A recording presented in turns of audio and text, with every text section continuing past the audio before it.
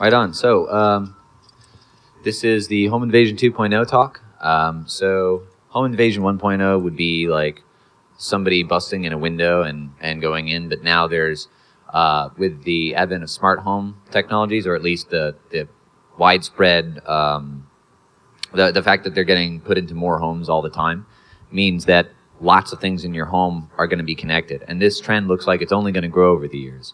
So it's going to be the case, it is already the case that you can hack your home, or somebody else's home, depending on who you are and how many ethics you have. So the... Don't do that. Yeah, unless you have permission, and then do that. Don't do it without permission.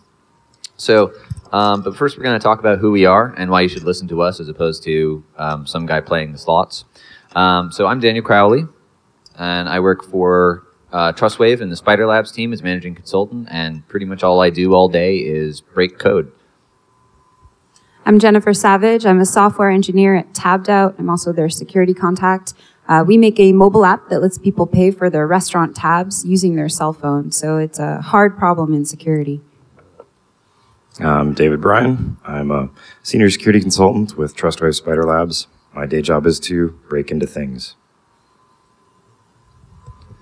So I already talked a little bit about what we're doing here, but we took a look at a whole bunch of different smart home technologies, different devices that hook up to your home network and control physical things in your home, or at least are sort of non-traditional network-connected stuff. So it connects to a network, but it's not something like a computer or a smartphone. So does anybody here like science fiction? Awesome. So my favorite kind of science fiction is called dystopian science fiction. And dystopian science fiction is about describing a world where there's some technology either that exists or has yet to exist, but that is being used in a way that's really awful. So for instance, 1984 is a dystopian science fiction, although it's not really science fiction per se, but you know, at the time when it was written in 1948, he just inverted the two numbers to get 1984.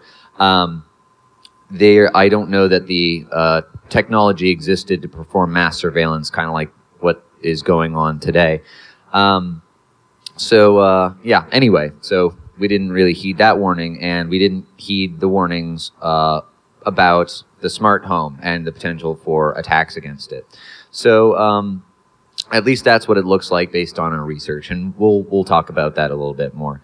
But anyway, we attempted to hack a whole bunch of devices that you can find in various rooms of the home, and there's a lot of bizarre ones that we didn't cover. There's some that we did cover that we're not going to for the interest of time because we only have 30 minutes. But it's just a sampling. So what's out there right now? You can find locks, thermostats, fridges, toilets, lights, and toys, of course.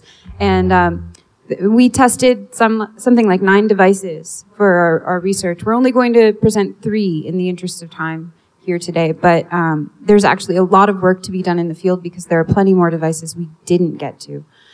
In the future, though, there's going to be entire smart cities, and there's one being built in South Korea right now called Songdo. I would really like to go there and see it and play with it and get permission from Cisco, who's doing their networking, to do any kind of testing on their networks. But it's, for me, I'm a technology enthusiast, and I find it awesome that these things are being built, but I want to make sure that I'm safe using them, and so that's why we do this. So I'm going to talk to you about a toy bunny that was in my daughter's room for some time. I have a daughter, she's almost 2, she'll be 2 next month, and I bought this bunny rabbit because it has, in addition to being able to play music and move its ears and have an LED in its belly button and the ability to read RFID chips and little companion toys with RFID chips in them, and they interact and all that kind of stuff, it also has a camera, right? So I could be in the other room and I could check on my daughter without ever leaving. It's called a nanny cam. When you have a baby or a very young toddler, it's really important to have the ability to check on your kid, right? And it has a microphone, right? So I I was very time deprived when she was first born, and that sort of thing goes on for about a year where they require all of your time, and I didn't have time to fully test the security of the device. And I'm kicking myself now because I went back and I tested the security of this device for our talk, and it's not terribly secure. So let's go over the vulnerabilities that I found. What's funny is it's more secure than a lot of the other devices we tested, and some of the other stuff we tested hooks up to door locks. So they actually, in some ways, they did think about security when they designed it. In other ways, they really missed the mark. So the first thing is, in order to set this, it's Wi-Fi connected, right? In order to set this bunny up to talk to your Wi-Fi network, you have to go to the r00tz website and enter in your Wi-Fi network's SSID, that's the name of your network, and password into their website. And the request goes unencrypted in plain text, so to say, to their servers. That was the first problem. The issue with that is you can eavesdrop on that connection if you're on the local network and grab that information. Or the other issue is that they could be storing everybody's network credentials on their servers, and I have no way of knowing, right? Now, in order for the bunny's functionality, all of its programming and everything, in order to call all of its functions, they use something called an API, application programming interface. Anyway, so they use this API. It has a one-time use token, which, basically the application talks to the r00tz servers, gets a temporary token that it can use just for that session, and then the r00tz servers know not to allow any calls to the bunny because all the calls go from the application in question to the r00tz servers and then to the bunny. That's how it works. Anyway, so these requests are also happening unencrypted. So they're not using SSL, right? So if you have your browser open and you go type in a URL and you type in http:// that's without SSL. If you do https:// that's with SSL. So that connection, if it's HTTPS, is encrypted. If it's missing the S, it's not encrypted. So the connection that the API calls use is completely unencrypted. And that means it can be eavesdropped on. Additionally, the setup package to set up the Wi-Fi, you have to download it and then load it onto the bunny's USB drive. That download also happens unencrypted. They use something called code signing, which is a way of cryptographically ensuring that the code that gets executed is the actually intended code. However, there's a way around that code signing. So, and that way around that code signing is something called Python module hijacking. How many of you have worked with Python, have ever tried out Python? Awesome. There's at least a few kids. Awesome. Python, if you don't know any programming languages, is a decently nice starter language, and it will teach you good coding habits as well. So yeah. I can definitely recommend Python as a starter language if you're interested in learning. I love Python. What's code signing? Are you asking them? Oh, I'm asking you. Explain code signing. I did explain it. You did? All right. So when you sign, basically code signing is a way of preventing code, well, the use of it is to prevent code that was not intended from running. So I think we'll leave it at that for this. Yeah. So right here you can see I'm eavesdropping on the request, and it says get API, r00tz webcam, action video, etc. And there's that interactive ID, that's the token I was talking about. Here you can see how many of you guys have seen web requests before? Okay, sorry. All right, so what she was showing there was actually a raw web request. So normally you'd use your web browser to pull up a web page, right? On the back end, this is what you'd see is this web request. This is basically opening what's called a socket to the web server, requesting this data, And then the web server goes, oh, okay, I've got programs inside here that will pull the data up and send it back to the web browser, right? Right. So if So you this were to is- visit something like www.twitter.com/Dan_Crowley, which, by the way, is me on Twitter, here in the host field, you would see www.twitter.com. Some web servers run more than one domain, so it's important to have that in there so that they can send you the appropriate content. And then /Dan_Crowley would go here. So this part here, where it's saying get whatever, and then telling you the web server the HTTP version. This part here, up until the question mark, is at least traditionally used to say this is the file that I want to grab off the web server and in what directory. And then everything after that is a series of additional bits of information for the web server to process when handling whatever request you've made. So in this case, for instance, here we have action equals video. So this is pretty easy to understand. We're telling it here, here's /API carrots webcam. So we're requesting webcam functionality where the action is video as opposed to like photo, which the carrots can also do. So in short, it's a way of the clients and servers communicating with each other in a standardized fashion. And remember, we talked about encryption, right?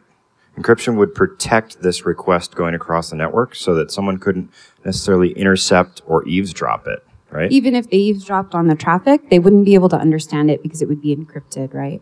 Right. The value there for interactive ID gives us permission to do whatever we want to do with the carrots unit. So the fact that we can see that if we're listening on the network is really bad because that means now we can control the bunny.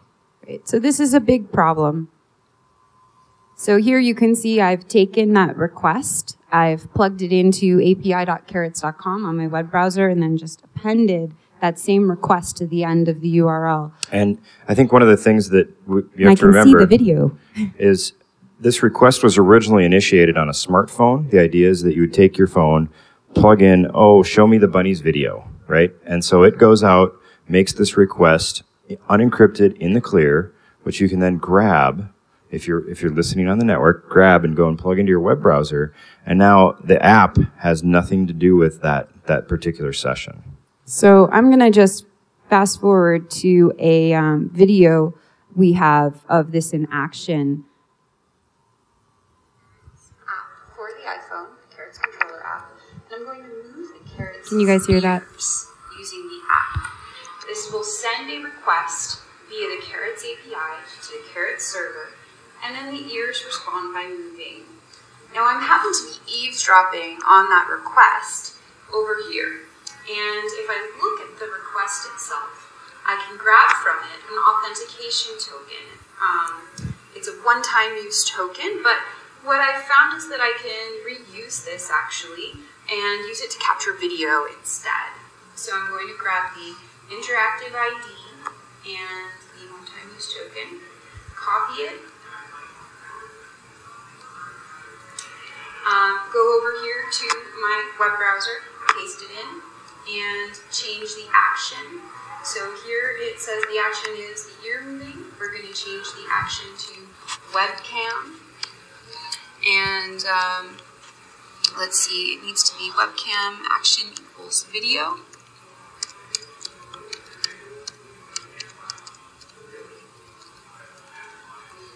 Hit enter. And now, on the machine that I'm using to eavesdrop on the carrots, I get a handy dandy webcam feed. Hi guys! So this is eavesdropping on the Carrots' Toys webcam. Now, if you happen to have a carrots at home, don't despair.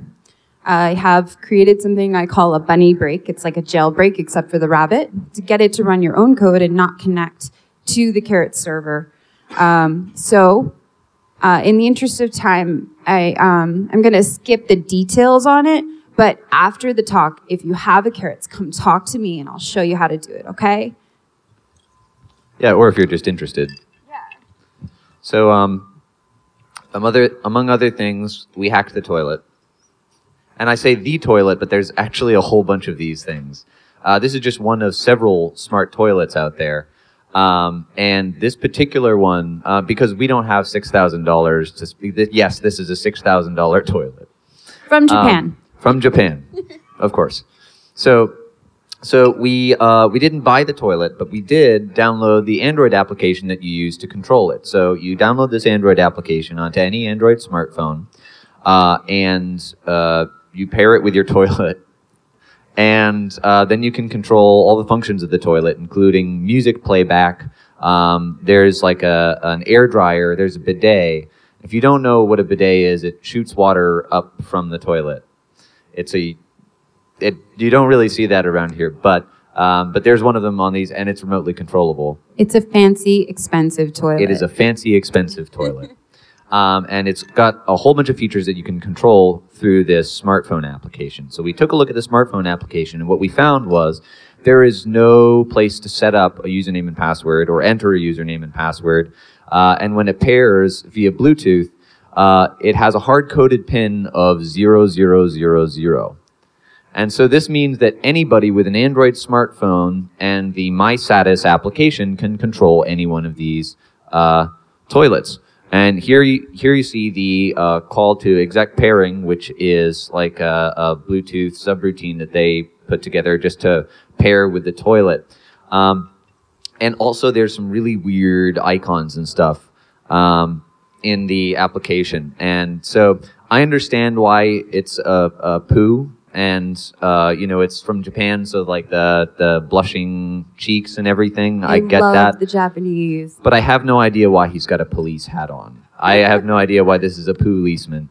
But this one was a very, very simple attack. And I'm going to take it to David Bryan, who's going to explain another tragically simple attack on the Insteon Hub. Yeah. So the Insteon Hub is a home automation gateway. Has anybody heard of a home automation before? A few of you have. So home automation basically allows you to control your lights, control your locks, control your garage doors, things like that, by putting in these little devices. This is an example of one. Plugs in, in this case, it plugs in front of your light and will control your light, right? We'll turn the light on and off. And so home automation gateways, which are becoming cheaper and more cost-effective, which means that people will buy them, are being deployed.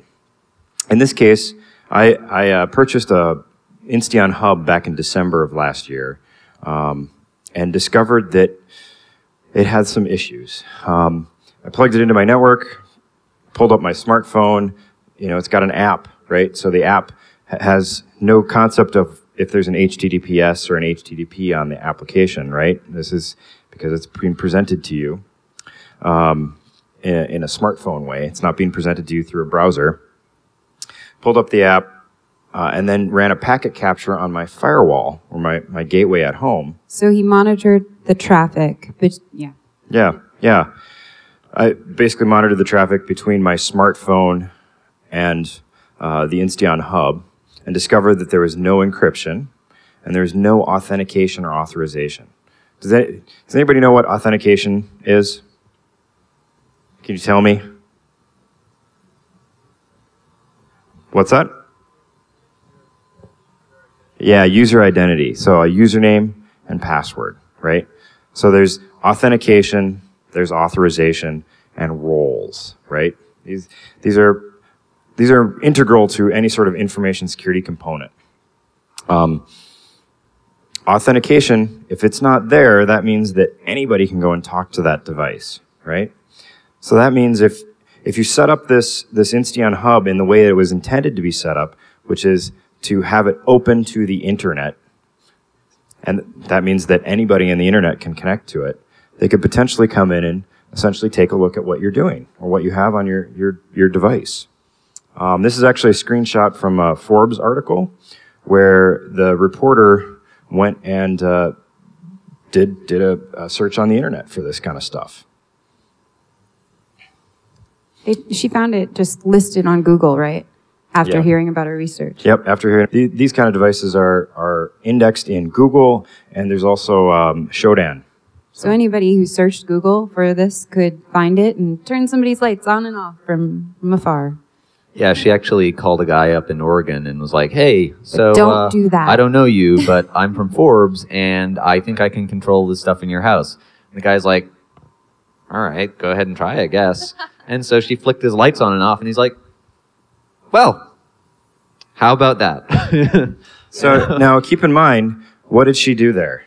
She asked for permission. Yeah, right. Really important step. Yep. So if she hadn't asked for permission, started controlling someone's lights, there's a really good chance that you could have bad things happen to you. Hackers end up in jail if they don't ask for permission. Really important step. All right. So one of the other things they came out with a fix.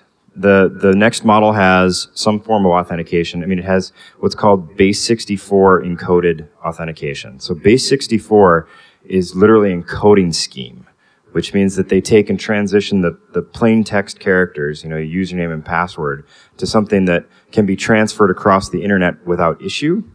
But it's not encrypted, so that means it's reversible, right? Anybody can easily change the plain text or the encoded characters to plain text if they're in between the connection and can see that traffic. Because remember, I said it was unencrypted going across the internet, which means that if anybody can see that traffic, they can see what's inside it. One of the things they've done is they've basically set it up to be a static password based on the device ID, which is pretty bad. So it's guessable. Yeah, we'll do a little demo here. I think I don't know, do we have time for probably this? All right, so the light is on right now. Do we know the IP address? Okay. And David is going to issue a request to turn it off, not through the app, which is the intended use, but using a well-known testing tool called Burp Suite. All right, so let's see if we can do this. So turn it off. Oh, light went off. Did everybody see that? So let's do it again. I'll turn it on. There we go. All right, so the light is on. So what's happening here is we're actually generating or creating a GET request. This is what's called Burp Suite. Burp Suite is a tool that we can use to generate or create HTTP, HTTPS requests across the network. Now, I could easily do this by just using Telnet, right, or Netcat, or any one of those tools, which would allow me to open up a port and send data at it. But Burp Suite gives us some convenience factors to it. It makes it a lot quicker and a lot easier for us to do this. If you want to start getting into web application hacking, I highly recommend getting the free version of Burp Suite. It doesn't have all the stuff in the professional version, but it's really fantastic and comes with most of the stuff that you need. And in fact, you can really do all the stuff you need with just the free version, but there's just some nice things about anyway. So I'd say if you want to learn, even if you just want to learn about HTTP and how the web works on the back end, behind what's going on in your web browser, just get Burp Suite and tell your browser to use it as a proxy. There's definitely instructions out there if you Google for it. And you can just see, like, as you make requests to various parts of the web that you use all the time, what it looks like in the back end, what the communication actually looks like. Right, so you can learn how these things communicate with each other, and then you can fiddle with that and try to disrupt that communication, but only with things that you control. So only websites that you own, only devices you own. So what's going on here is we're telling the web server, hey, we're going to do a GET request. There's a couple of different methods that you can use. One of them is GET, POST, HEAD, options, all sorts of things, WebDAV. These are different protocols, different ways of talking to the web server. With a GET request, basically we're saying, hey, we're going to get this component or this area on this web server. First thing it says is, okay, get/3. So /3 is a program inside of the Insteon hub, right? And then question mark means that everything after that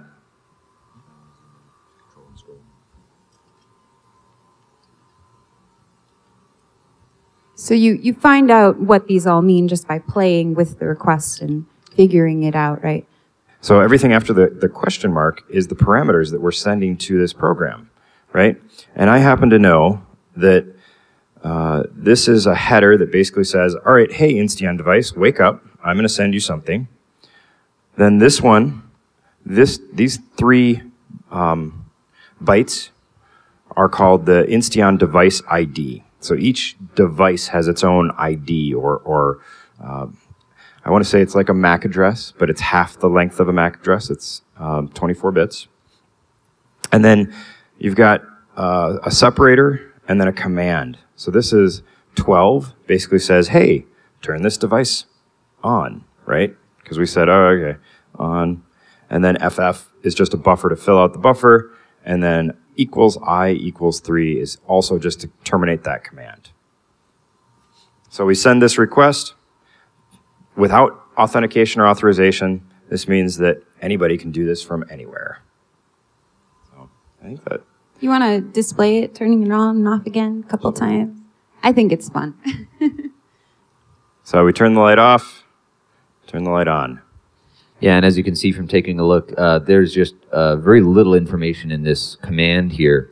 It's a little bit hard to understand because Insteon is doing some weird things like, it's not really so much human readable, but you can sort of take it apart if you play with it enough. But you can see that there's no, as we broke it down for you, there's no username, password, no secret information here. And all that you really need to know is that 3 byte device ID.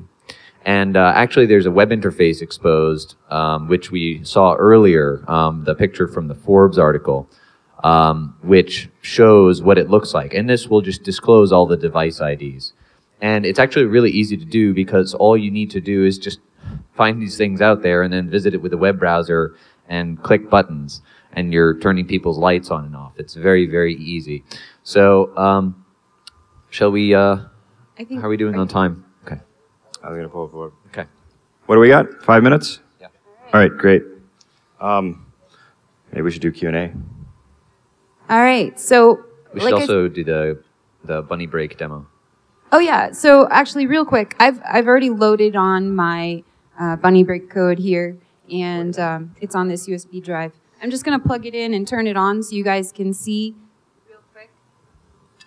So this is what the bunny break looks like in action.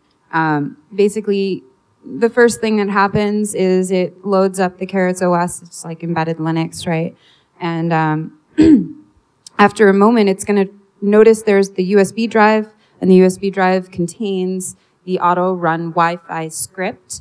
It's a Python script that they use to set up the Wi-Fi. I found a vulnerability in that script that we didn't discuss, but it allows, so here it's trying to connect to Wi-Fi.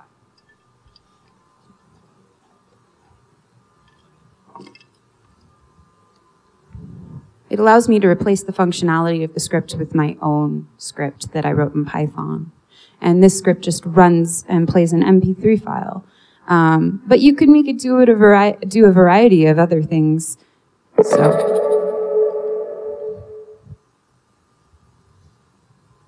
Takes a while.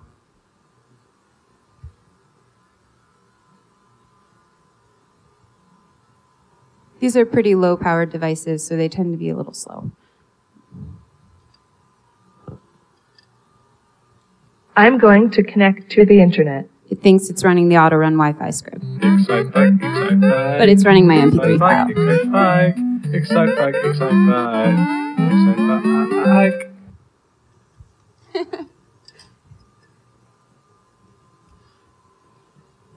So I think that does it for our demonstrations and our presentation. So we'll be around for questions. Do we have any questions just right now, or?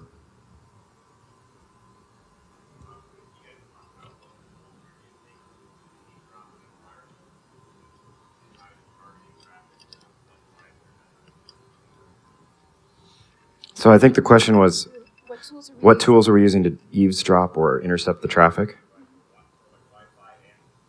For Wi-Fi and Bluetooth. So as far as the Wi-Fi goes, I mean, there's a couple different tools you can use. Obviously, you're going to have to be on the Wi-Fi network, so that may involve WPA cracking, right? But, you know, most of it is what's called TCP dump or Wireshark, right?